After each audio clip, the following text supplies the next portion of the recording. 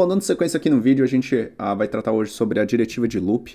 A gente começou a tratar mais ou menos dela aqui quando a gente estava brincando com o title e com os outros conteúdos, mas basicamente o que eu quero tratar são as outras opções que a gente não, obviamente, cobriu no vídeo anterior. Para isso eu vim aqui no meu post Olá Mundo e eu adicionei algumas coisas só para facilitar um pouco o vídeo. Então, vocês vão ver que a gente já tem categorias que eu criei, a gente tem tags, a gente tem uma thumbnail, né, uma imagem destacada e também o resumo aqui, certo?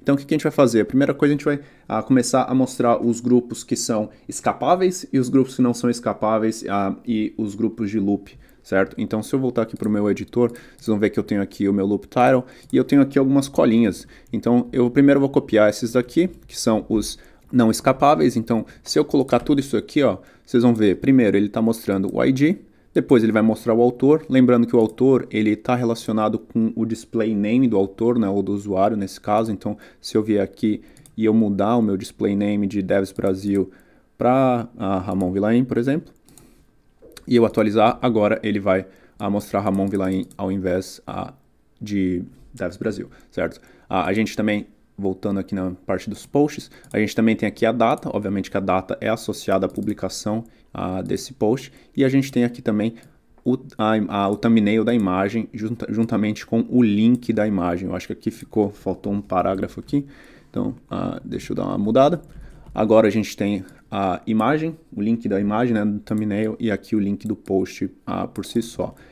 Beleza, maravilha, muito simples. Para o autor e para alguma dessas funções ou desses métodos estáticos, você pode passar alguns argumentos, mas aí eu vou deixar para vocês olharem a documentação por si só. Mas, por exemplo, se você quiser definir o tamanho do thumbnail, ou, por exemplo, se você quiser passar em link aqui, você pode passar o post ID. Então, nesse caso aqui, ó, ao invés de ser o post ativo, vai ser o post ID que você passar. Mas, como eu disse, basicamente esse aqui é o uso padrão que você vai usar e ele vai trazer para você as coisas que não são escapáveis. Mas a gente tem coisas escapáveis, que são basicamente esses três brotherzinhos aqui. Então, se eu der um command V aqui, vocês vão ver três coisas. Primeiro, a imagem por si só, o thumbnail agora ele está sendo exibido ao invés de só o HTML. Na verdade, ao invés de só o link, ele está exibindo o HTML da imagem, então está colocando dentro da tag. Esse aqui é o resumo, né, que é o excerpt, que a gente adicionaria aqui. E a gente tem o content por padrão, né, o conteúdo, que é o que a gente quer exibir. Todos eles precisam estar escapados justamente por aquilo que eu comentei. Se eu mudar isso aqui para ser só duas chaves, vocês vão ver que ele vai printar aqui o HTML escapado e aí não faz muito sentido, né? Para esse tipo de conteúdo aqui, a gente quer que ele não escape e que ele printe ou que ele renderize o HTML corretamente. A gente também tem aqui três categorias de itens que são loopáveis, vamos dizer assim. A gente tem a categoria por si só, a gente tem as tags e a gente tem os terms.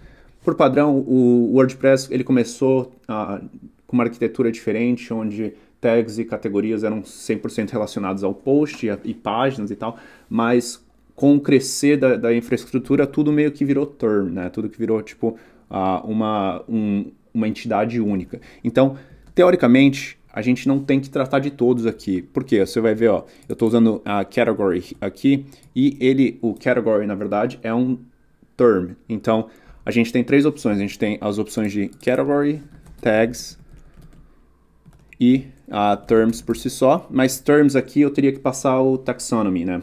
Então, vamos dizer, por exemplo, que esse aqui é um site que, na verdade, é um e-commerce. E aí eu tenho os meus produtos e vamos dizer que isso aqui, em vez de um post, é uma página de produto. E aí digamos que a gente tem terms relacionados às cores do produto. Então, por exemplo, eu poderia passar aqui colors.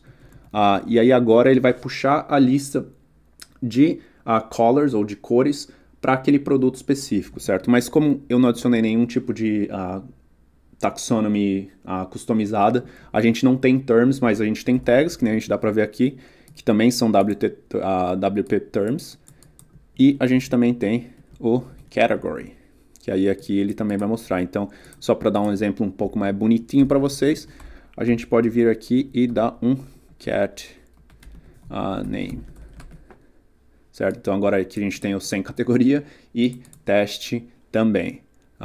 Uma outra coisa interessante que a gente não está tratando muito, mas eu posso vir aqui e dar um Vou dar um var dump. Na verdade eu não vou dar um var dump, eu vou dar um loop author meta. Na verdade eu preciso passar o que eu quero puxar, então eu posso puxar aqui, ó, a first name. Aí agora ali tá Ramon, deixa eu só limpar isso daqui.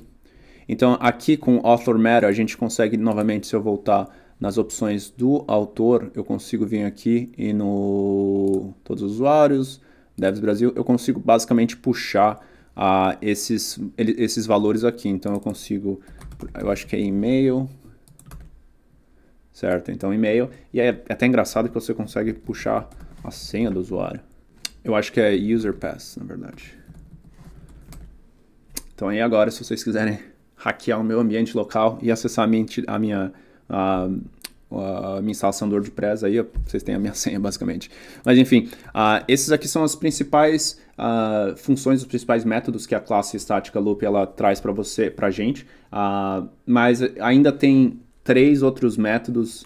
Talvez eu tenha esquecido alguns outros, mas basicamente, como eu disse, o loop, a classe loop, né, essa classe estática, ela pode ser tanto usada quando você usa a diretiva loop, quanto quando você usa a diretiva query, que eu novamente vou tratar num vídeo posterior, mas basicamente ela vai fazer o famoso WP Query, que você consegue puxar os dados. Então, digamos que você tem na sua homepage, você quer puxar os posts recentes, você pode fazer um WP Query na sua homepage e ele vai puxar alguns posts de acordo com a query que você passar. Mas, basicamente, o que eu queria colocar é que o loop ainda tem o paginate, tem o previous page, se eu não me engano, e tem o next page, que justamente vão da próxima página e a página anterior na paginação. Mas como eu disse, quando eu tratar da parte de query, eu explico um pouco melhor esses 3 métodos que eu deixei de tratar aqui, beleza?